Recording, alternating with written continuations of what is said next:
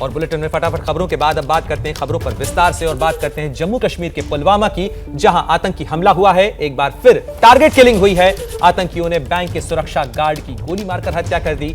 मामले पर मारे गए संजय शर्मा जम्मू कश्मीर बैंक पे सिक्योरिटी गार्ड थे। हमला आज करीब सुबह 10:30 बजे हुआ। संजय शर्मा अपनी पत्नी के साथ बाजार जा रहे थे, तभी उन पर अटैक हुआ। जहां आतंकियों ने संजय शर्मा की हत्या की, वो जगह उनके घर और बैंक के बीच की है। आतंकियों को पकड़ने के लिए इलाके में सुरक्षा बलों का सर्च ऑपरेशन फिलहाल चल रहा है।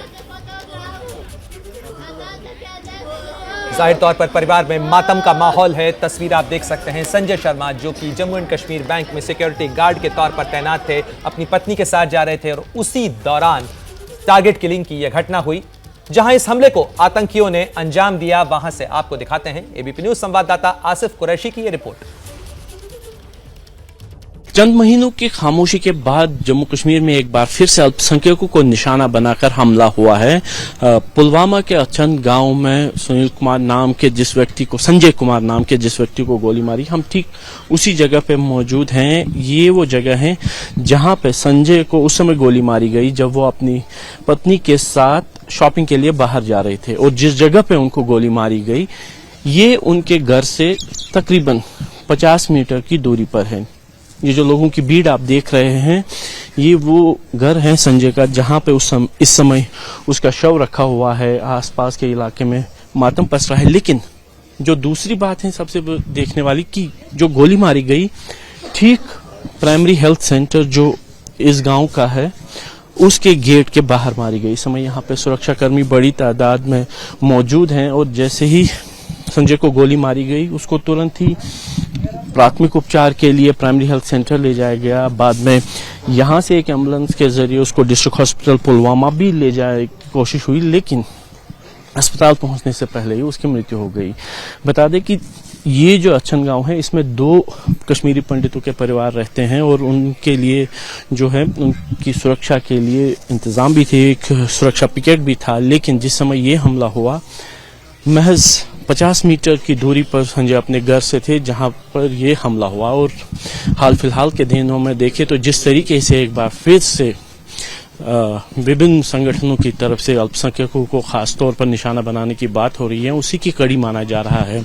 और जो अचन की यह घटना है, ये दक्षिण कश्मीर में इस साल में होने वाली पहली घटना है। हालांकि चंद दिन पहले ही टीआरएफ नामी संगठन की तरफ से एक लिस्ट जारी की गई थी जिसमें सरकारी कर्मचारियों के एक लंबी फहरिस्त जारी कर दी गई थी। और हाल फिलहाल के दिनों में जिस तरीके से प्रॉपर्टी टैक्स और उसके बाद जो इविक्शन ड्राइव चलाया गया था, उसके चलते माना यही जा रहा है कि ये सारी कड़ियां एक साथ जुड़ी हैं, और जो सक्रिय मिलिटेंट हैं उनकी तरफ से एक बार फिर से अल्पसंख्यकों को निशाना बना। हालांकि आधिकारिक तौर पर अभी इस बात की कोई भी जानकारी नहीं दी जा रही है कि किस संगठन ने इस हमले को अंजाम दिया, लेकिन माना यही जा रहा है जिस तरीके से इससे पहले जो घटनाएं घटी थी टीआरएफ नामी संगठन ने उसकी जिम्मेदारी ली थी, और इस बार भी यही माना जा रहा है कि हो सकता है कि इस हमले के पीछे भी टीआरएफ का ही हाथ हो।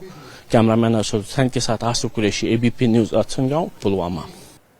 तो पुलवामा से संजय शर्मा की मौत पर आसिफ कुरैशी की रिपोर्ट आपने देखी। सीधे अब रुख करते हैं, मेरे सहयोगी आसिफ कुरैशी हमारे साथ जुड़ गए हैं। आसिफ, जिस तरीके से आप अपनी रिपोर्ट में भी बता रहे थे, एक बार फिर कश्मीर के अंदर आतंकी आग को सुलगाने की कोशिश हो रही है। ऐसे में सुरक्षा बलों ने जो सर्च ऑपरेशन फिलहाल चलाया था, किस इलाके के अंदर सर्च हो रही है, क्या कुछ अभी तक का अपडेट?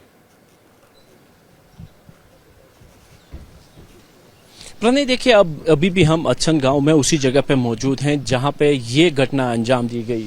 ठीक मेरे पीछे जम्मू कश्मीर बैंक की वो शाख है जहां पे संजय कुमार जो है वो ड्यूटी पर था, और ये वो एटीएम है जिस पे वो काम करता था। लेकिन आपको दिखा दे कि ये जो घटना घटी है, जो पीछे मेरे खिड़कियां दिख रही है, खुली खिड़कियां, जहां पे पानी का थोड़ा सा निशान सड़क पर है, ये वो जगह है जहां पे संजय को गोली मारी गई थी। और उसके ठीक पीछे 50 मीटर की दूरी पर जो लोगों की भीड़ दिख रही है, ये वो लोग हैं जो संजय की अंत्येष्टि के लिए यहाँ पे आए हैं।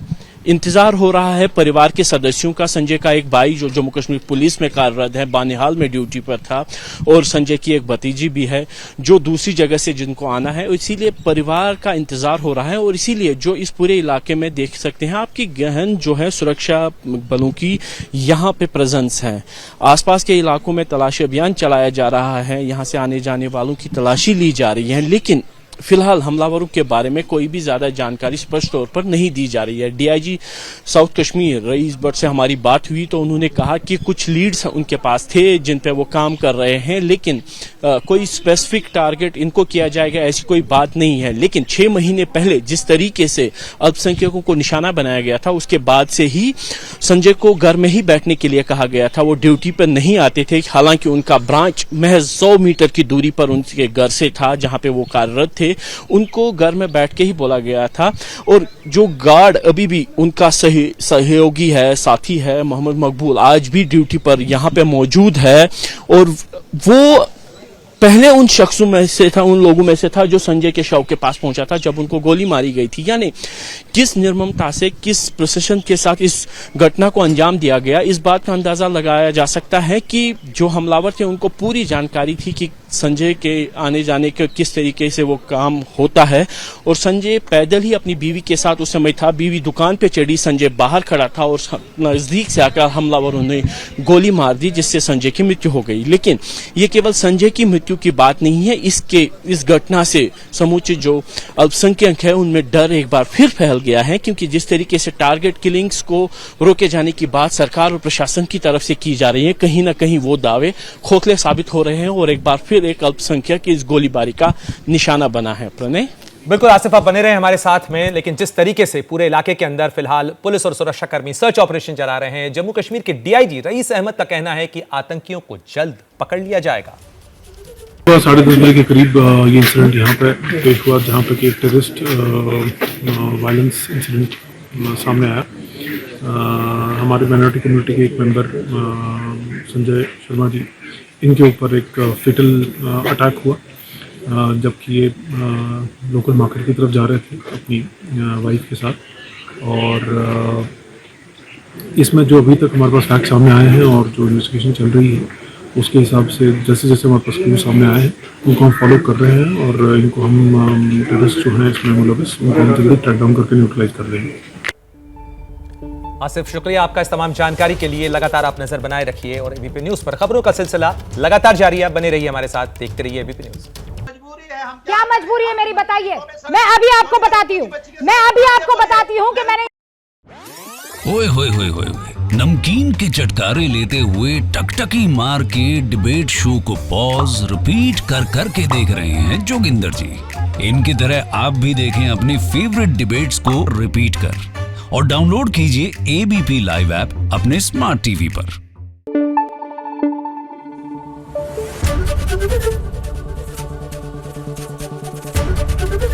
एबीपी न्यूज आपको रखे आगे।